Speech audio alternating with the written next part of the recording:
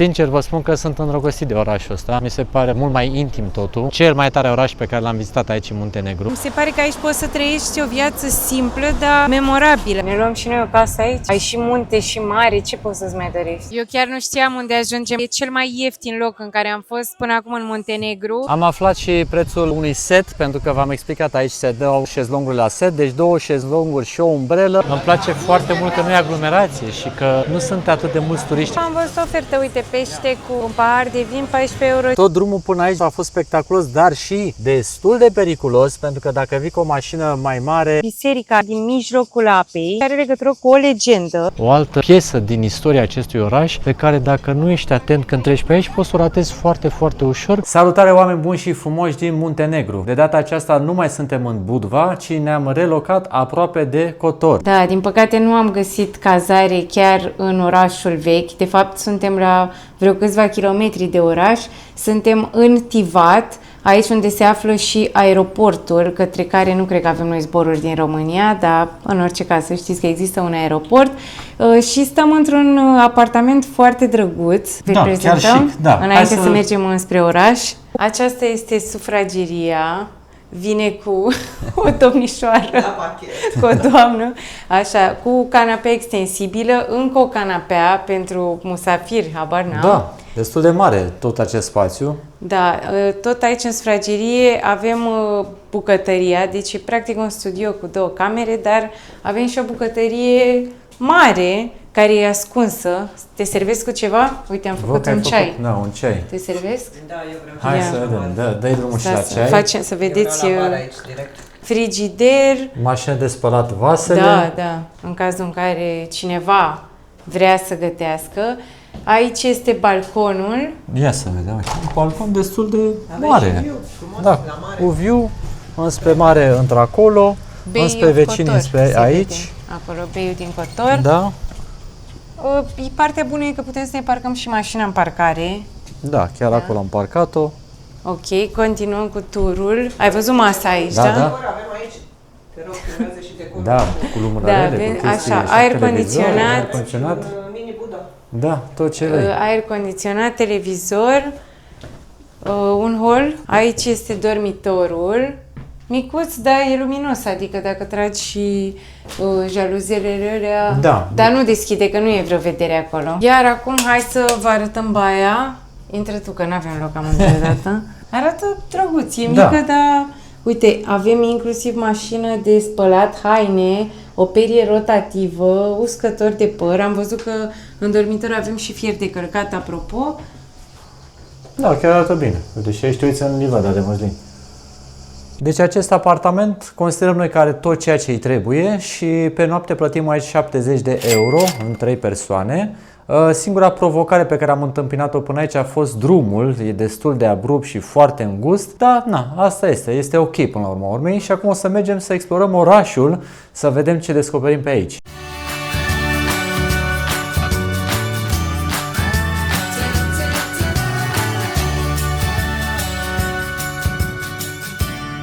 Am oprit puțin aici să admirăm acest superb golf, pentru că aici literalmente se aplică acea zicală conform căreia e locul în care vrei să te bucuri de drum și nu neapărat de destinație.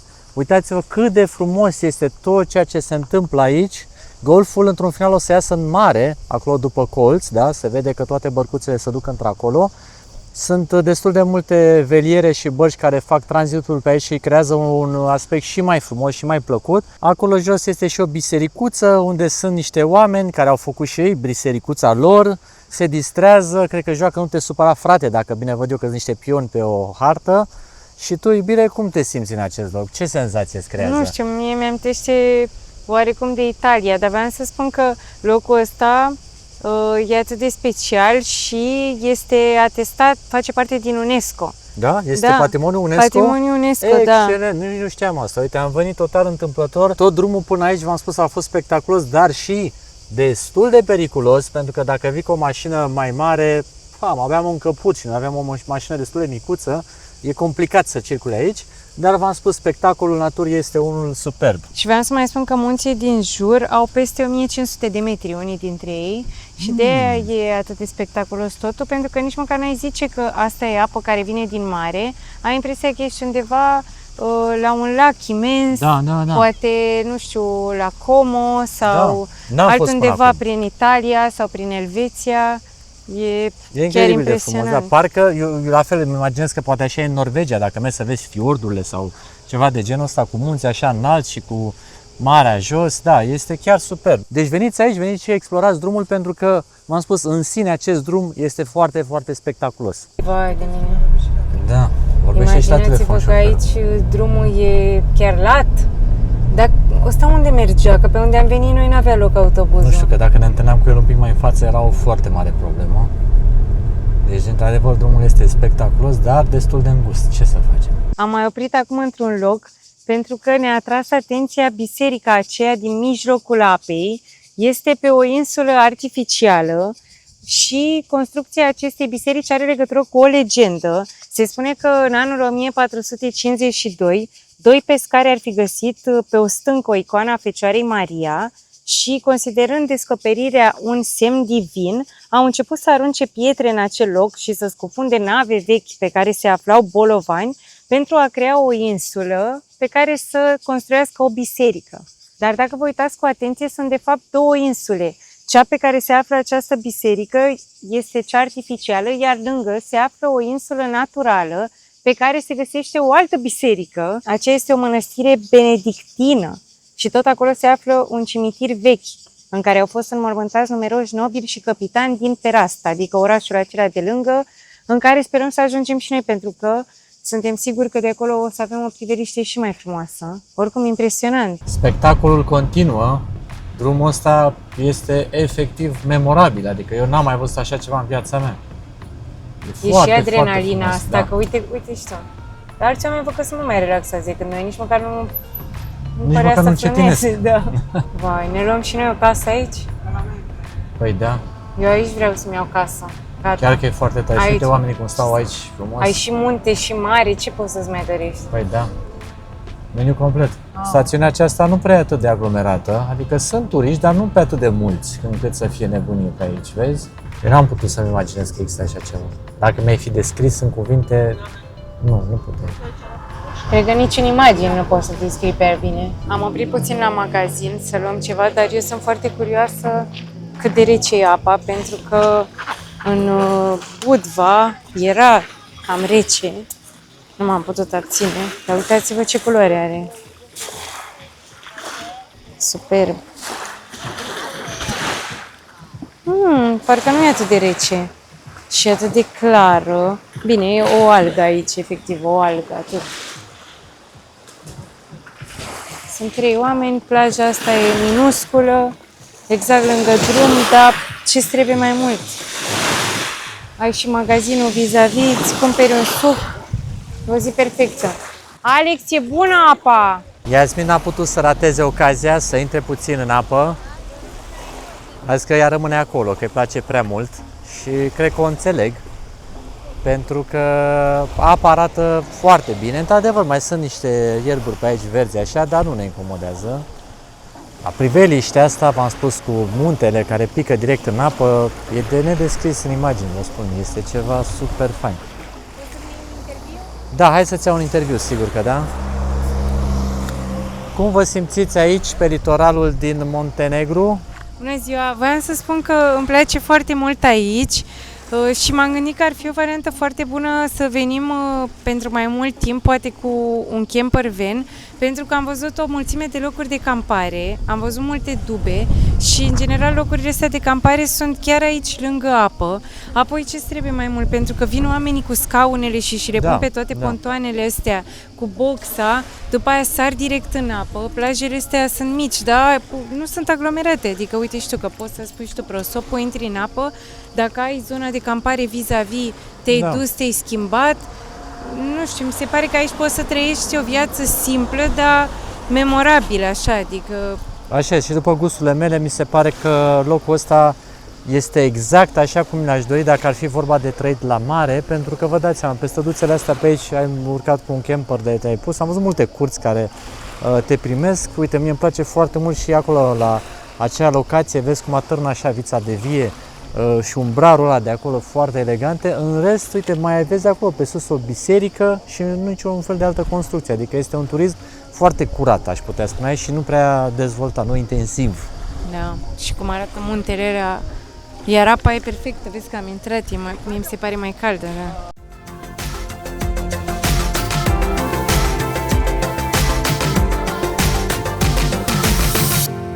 La Marele Fix am găsit aici o terasă cu muzică, cu bere la halbă, din ce văd la băieți aici pe masă, Cu plajă. cu plajă.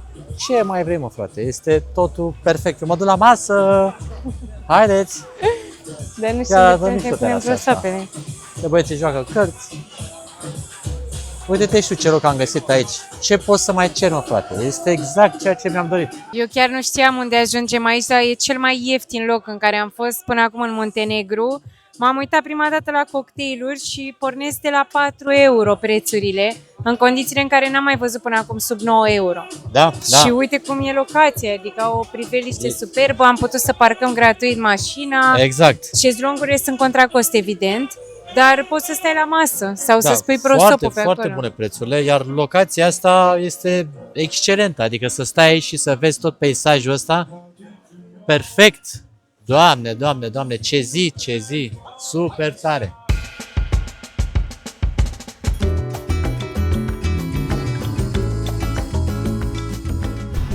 Aici e și marina, uite, poți să vii cu barca frumos, te ancorezi aici. Cred că e cel mai frumos sport în care ai putea să fii. Iată, ne ajungi și în Cotor, în parcarea de aici din centru. Eu tot sunt fascinat de mașinile astea care merg fără număr de matriculare, și pe spate și pe față. V-am mai arătat și în celălalt vlog. V-am spus, dacă voi aveți o explicație pentru fenomenul ăsta, de ce aici unele mașini nu au un număr de matriculare. Și am văzut destul de multe, aș putea spune, aici. Foarte ciudat. Da, iar parcarea, v-am spus, este fix aici în centrul orașului și noi ne uitam că acolo sus pe deal este o cetate, este și o biserică, poți să faci și hiking. Noi momentan o să mergem să explorăm orașul așa, la nivelul solului. Ca să aveți un reper, parcarea costă aici 2 euro pe oră. E ceva mai scumpă pentru că undeva un pic mai înapoi mai găsisem o parcare la 1,50 euro, dar era un pic mai departe, trebuia să mergi ceva. O altă descoperire aici în Muntenegru, au și ei destul de multe cazinouri din câte am remarcat. Multe reclame la cazinouri și la TV am văzut destul de multe. Deci se pare că partea asta cu cazinourile este și la ei destul de prezentă. Și acum mergem pe aici să explorăm, uite ce frumos e portul încolo, se văd bărcuțele, pentru că de aici ne uitam noi pe hartă că e destul de facil să ajungi și în Italia, să traversezi până în Bari. N-am un reper foarte clar cam cât timp vei face, dar e la o lungătură de băți, ca să mă exprim așa. Mamă, ia uite ce interesant, e pe aici, curge apa sau e un izvor sau ceva de genul ăsta și s-a format acest lac în interiorul acestui ochi de apă, care cred că comunică poate și cu marea, nu-mi dau seama, dar arată foarte frumos. Uite, poți să intri pe scările alea și intri direct în apă, iar pe aici se face intrarea în oraș. Foarte interesant, pe deasupra acestui pod. Da, uite, pe aici e legenda. Vom intra prin zona aceea și mergem înspre orașul vechi. Dar foarte frumos arată. Și podul ăsta și apa de aici. Uite, chiar avem șansa să mai prindem puțină lumină, să vedem toate locurile astea. Fascinant arată totul. Ai un sentiment total, exact ca în Italia aici. În continuare se simte influența și v-am spus, cred că suntem la câteva ore de Bari. E foarte frumoasă atmosfera, că sunt multe terase din acestea unde poți să te așezi, să bei ceva, să povestești. Sunt multe stăduțe pe aici pe unde poți să te pierzi. Dar v-am spus, atmosfera e cu totul diferită. Uite, și stăduțele astea ce interesante sunt, o să urci așa pe niște trepte. Foarte, foarte frumoase. Chiar o să repet obsesiv partea asta cu e foarte frumos pentru că sunt foarte plăcut impresionat. Ei, dar și tu ești foarte frumos. Să se mai vadă și omul din spatele camerei. Dar și tu ești foarte frumoasă. Mulțumesc. Hai că e acea zi în care totul este superb. Ne-a luat și bronzul. Ce să mai... Da, sunt incredibile stăduțele astea. Da, pare orașul pisicilor. Da, da. Uite, chiar și tricoul ăsta e cu o pisică. Ia uite ce excursii poți să faci. Da. Deci Am zis că e peștera asta faimoasă, dar din ce am citit acum nu mai ai voie să mai cobori în apă, că oamenii săreau înainte și acum nu mai ai voie. Deci cumva nu mai e așa distractiv. Iar aici sunt insulele acelea pe care vi le arătam. Da, da. Iar noi pe hartă suntem amplasați aici, în capătul acestui golf, da. să zicem, da, în cotor. Care e uriaș.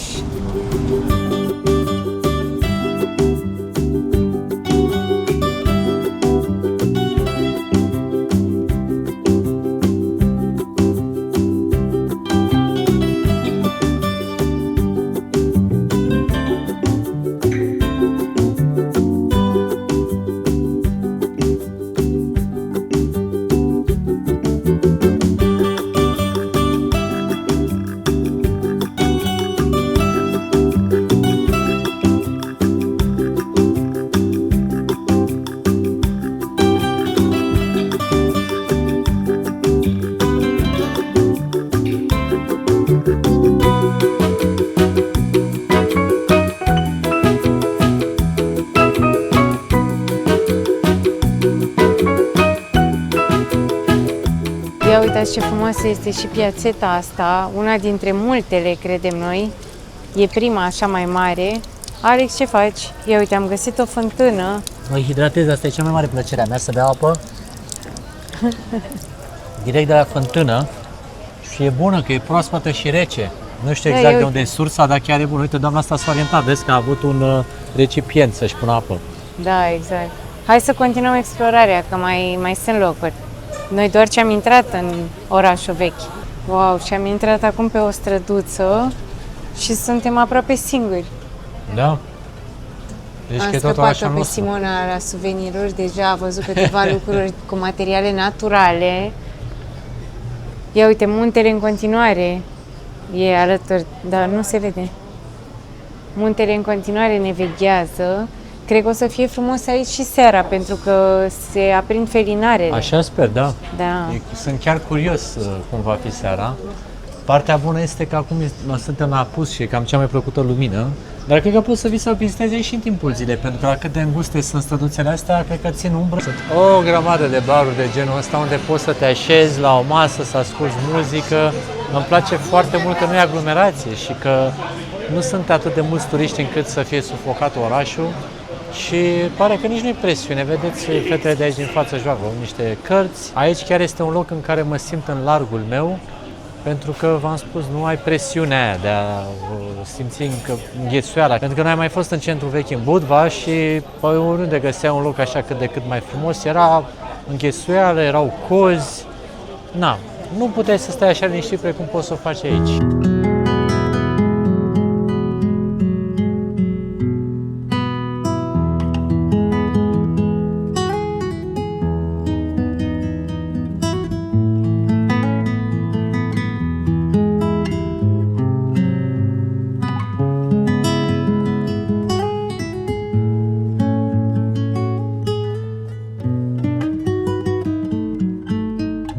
Nu mă pot sătura câte piațete din acestea superbe unde poți să te așezi la un restaurant. Uite, aici tipul ăsta cred că își pregătește sculele, imediat o să cânte live. E incredibil cât de multe locuri frumoase poți să găsești aici. E o ofertă sau ceva? Vreți să ne așezăm? Da, am văzut ofertă. Uite, pește cu un pahar de vin 14,50 € sau kebab cu bere sau cola 13,50 €. Pare o ofertă chiar bună. Pentru zona asta sunt destul de bune prețurile, deși nu sunt Păi nu știu, luăm loc aici, că am văzut că o să cânte și băiatul ăsta în curând, ce părere ai? Le-am spus fetelor că am o senzație foarte, foarte bună, că ăsta este cel mai bun loc în care am putea să stăm, pentru că și prețurile sunt ok, în vreo jumătate de oră o să cânte și acest artist, ne-a fost prezentat ca fiind cel mai bun din zonă și eu văd așa, în puțin timp, toate mesele astea pline, cu oameni care se simt bine, care dansează, care cântă, simt eu că piațeta asta are un potențial în sensul ăsta. Hai să vedem dacă o să se adeverească. Și uite, e și o pisică simpatică aici care cere de mâncare. Pe mine m-a spus cu spatele, nu să stau la muzician, nicio problemă. V-ați organizat bine. E foarte ok.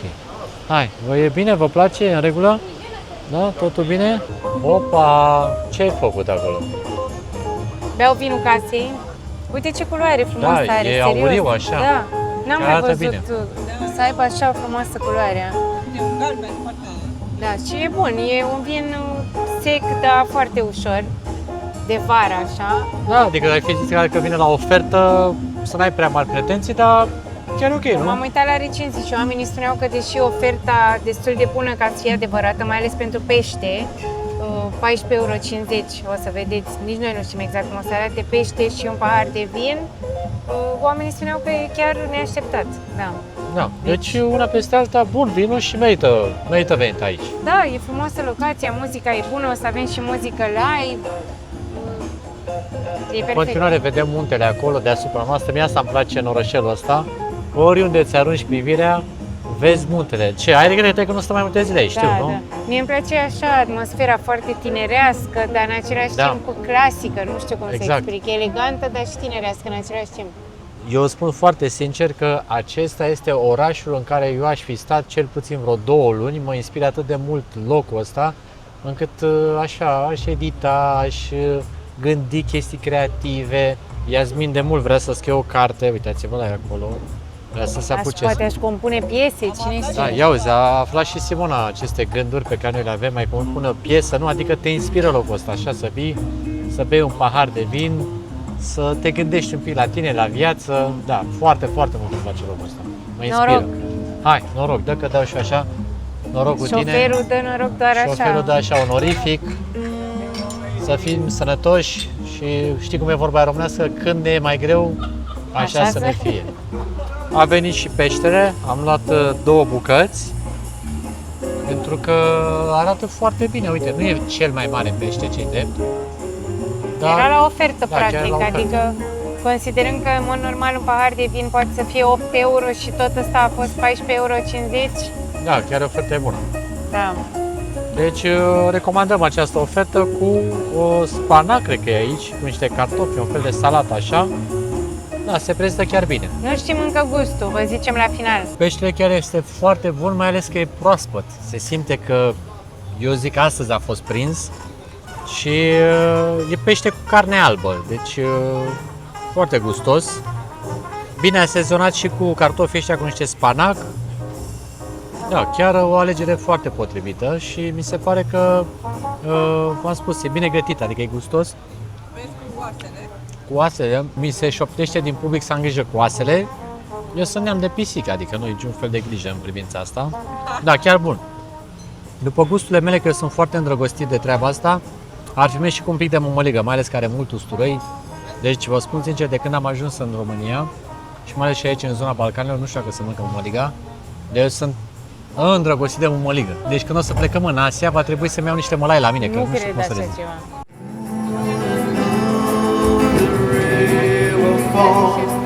Like thieves from the sun, like thieves from the sun.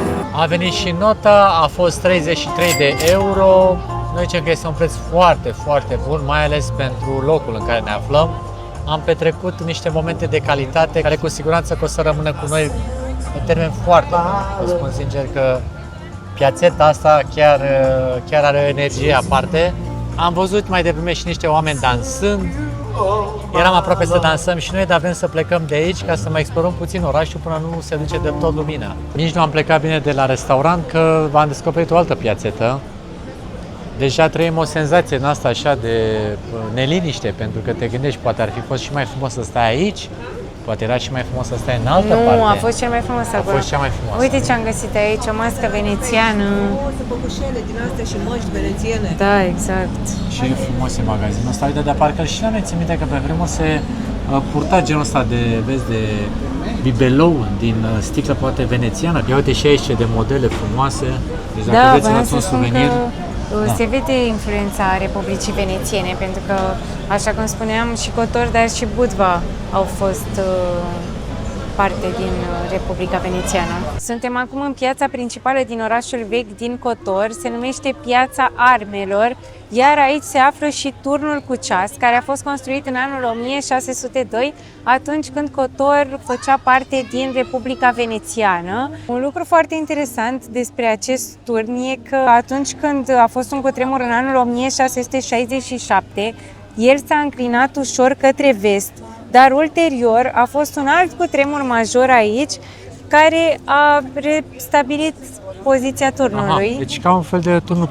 din Pisa care a fost reechilibrat din pricina celui de-al doilea cutremur. Reechilibrat. Iar aici, la baza turnului cu ceas, se află stâlpul rușinii, unde, în Evul Mediu, erau expuși în public cei condamnați pentru diverse infracțiuni. Și totuși, ca o informație importantă, cutremurul din 1979 a distrus aproape în totalitate orașul vechi și acesta a fost restaurat ulterior, păstrându-i arhitectura, dar tot ceea ce vedeți acum sunt, de fapt, clădiri restaurate. Arată foarte bine, adică păstrează aspectul ăsta autentic.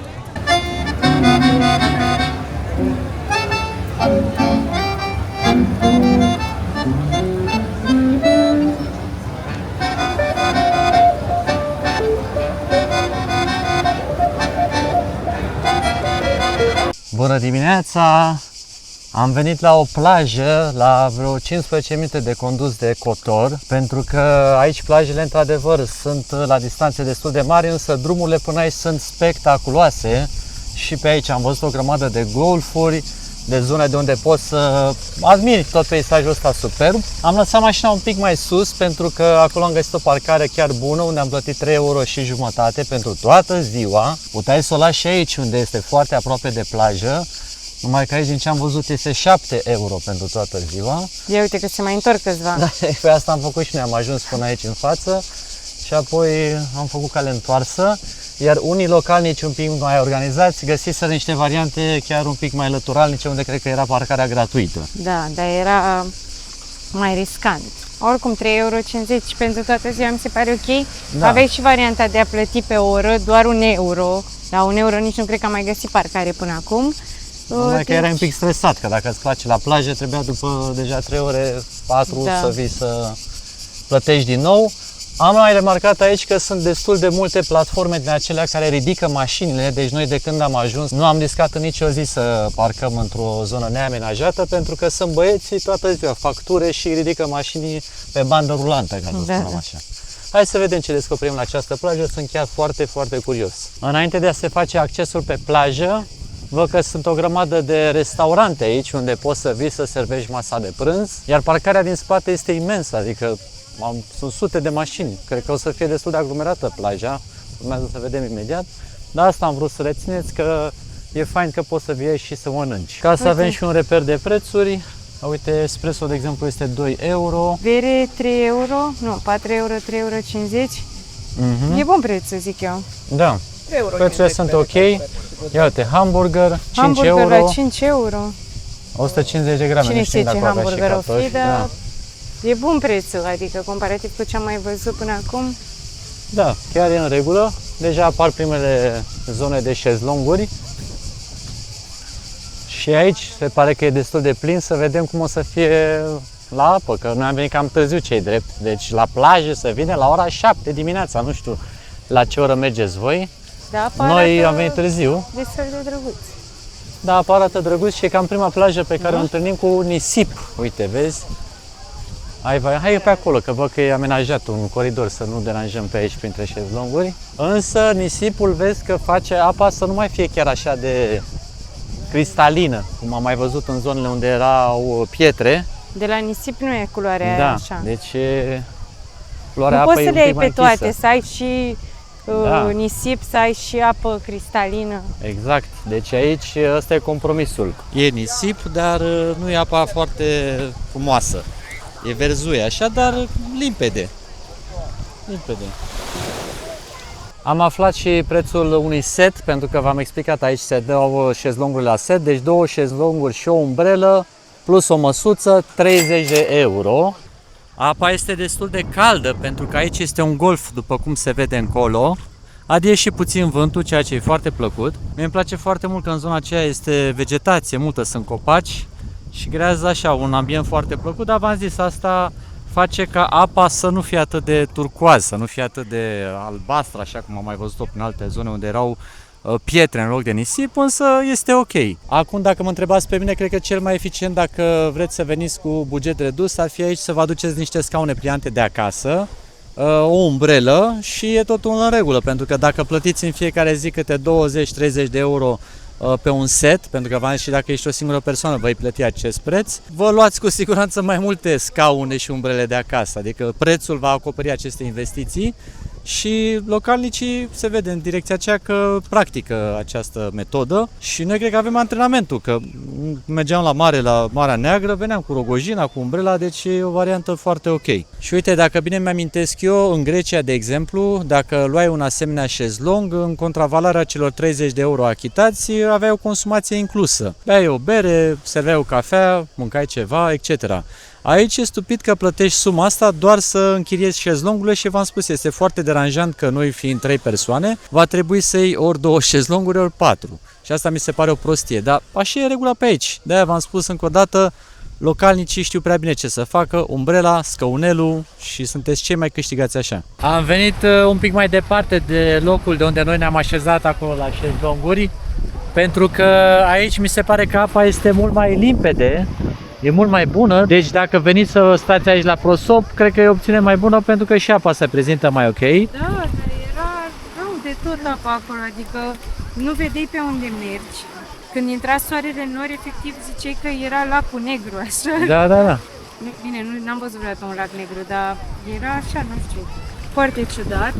Și aveam multe fragmente din astea de alge, dar aici e incredibil că zici că am schimbat plaja. Exact, și suntem la vreo 50 de metri distanță de locul unde stăm.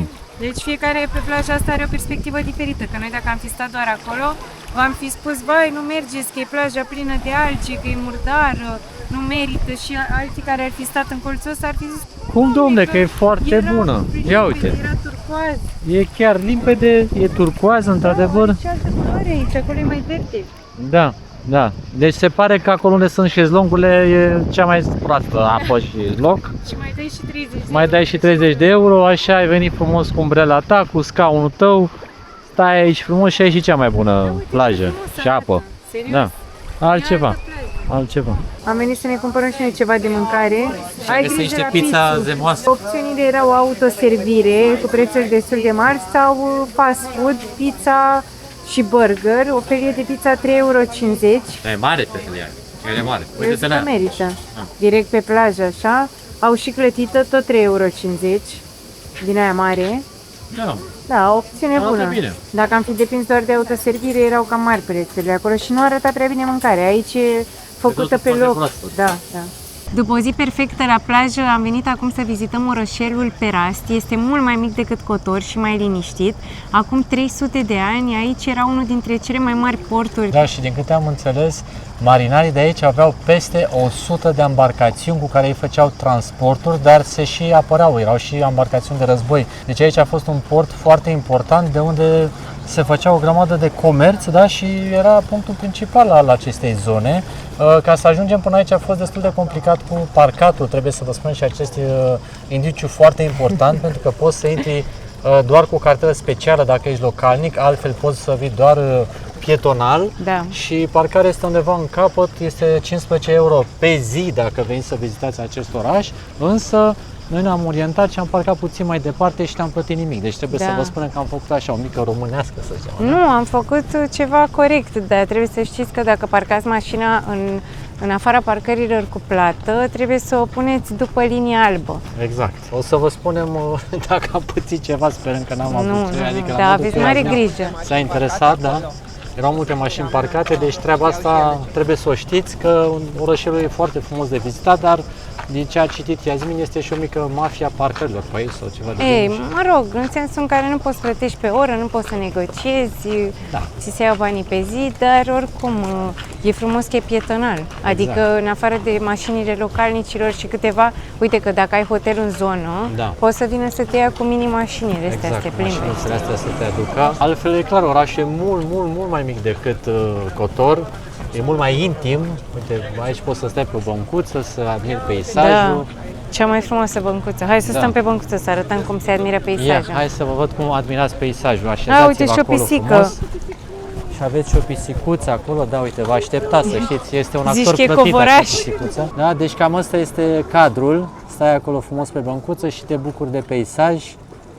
Un peisaj un pic înnorat, astăzi e singura zi în care am prins așa atmosfera un pic mai încărcată, dar totuși ne bucurăm că în celelalte zile a fost totul ok.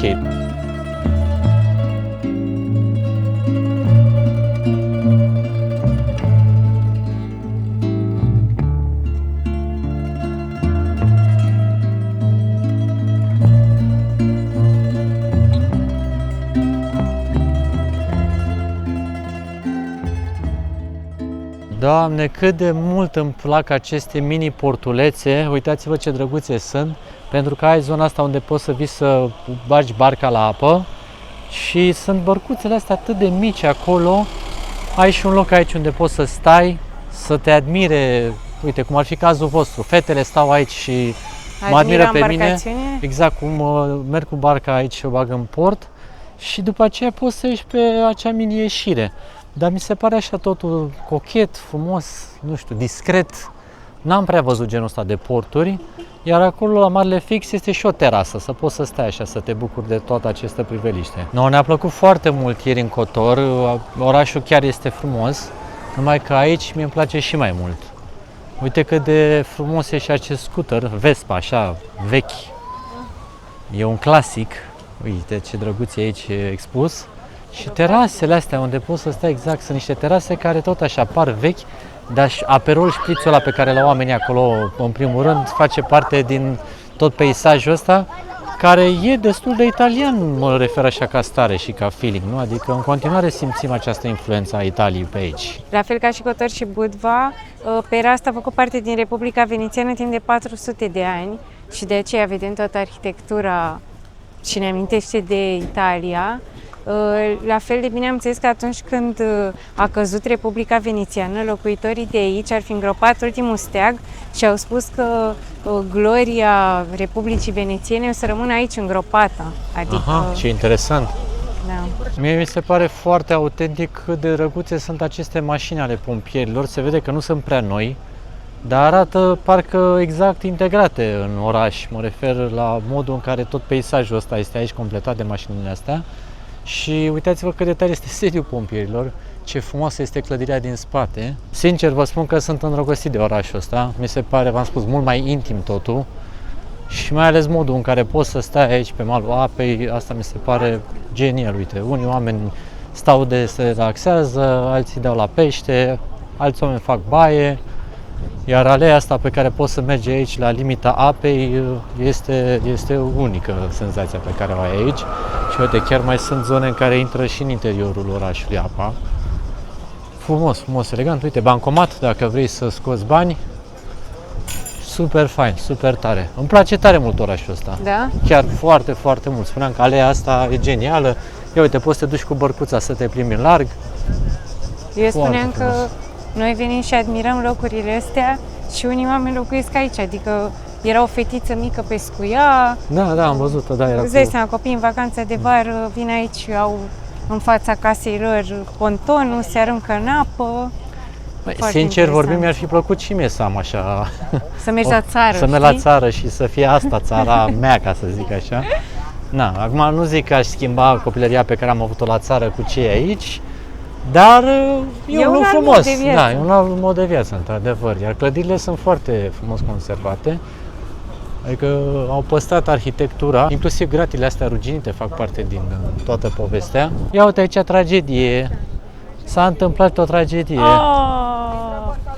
Da, a intrat barca la apă, vorba Simonei. Da, nasol.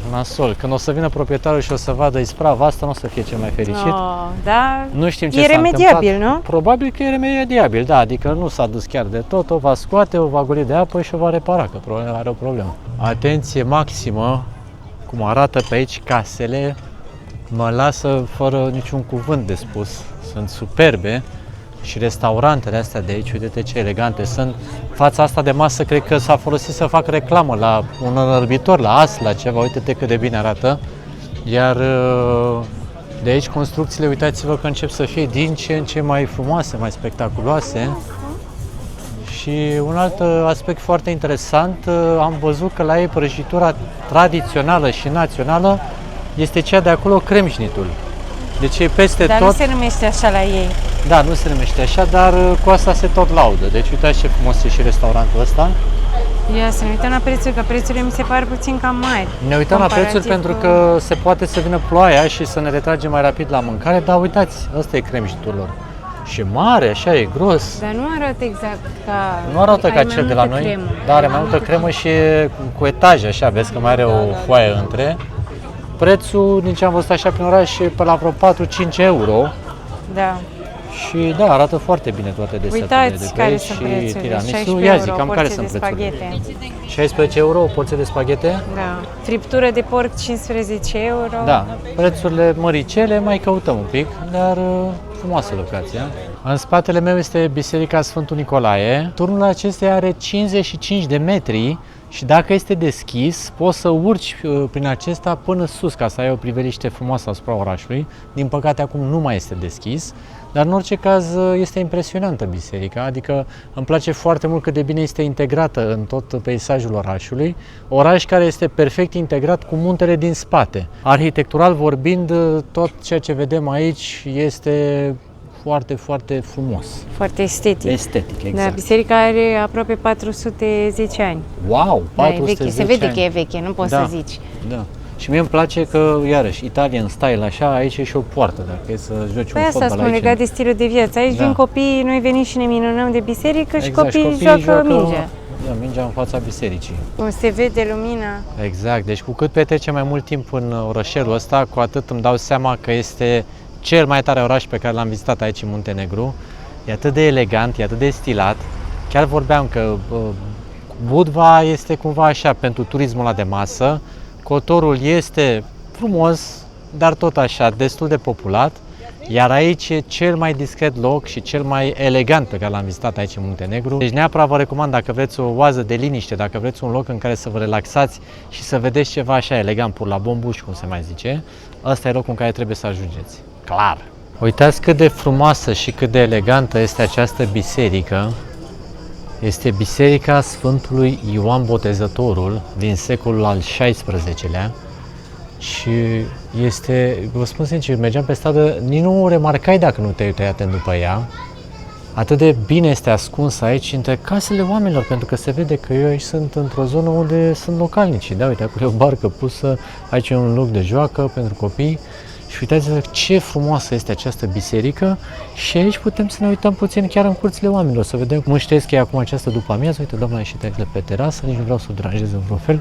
Deci ceea ce vedeți în spatele meu este o altă piesă din istoria acestui oraș pe care dacă nu ești atent când treci pe aici poți să o ratezi foarte, foarte ușor, aceasta fiind strada principală, acolo fiind Biserica Sfântului Ioan Botezătorul.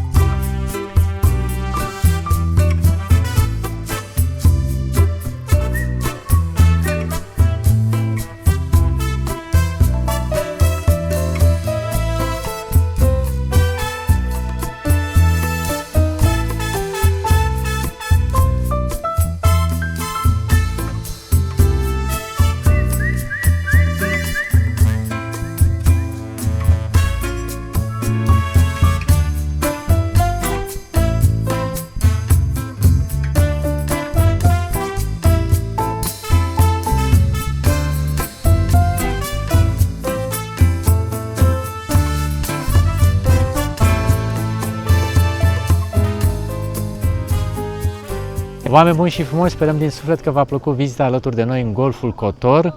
Este o destinație pe care, v-am spus, vă o recomandăm din suflet dacă ajungeți în această zonă. Și noi vrem să vă salutăm cu foarte mare drag, să vă rugăm din suflet să nu uitați să ne lăsați și nouă un like, uite, deja Iasmin știe, Știu ce zici. un comentariu, un subscribe, un hype, să deveniți și membri, share masiv și toate cele. Vă pupăm și ne vedem în următorul vlog. Numai bine, pa, pa!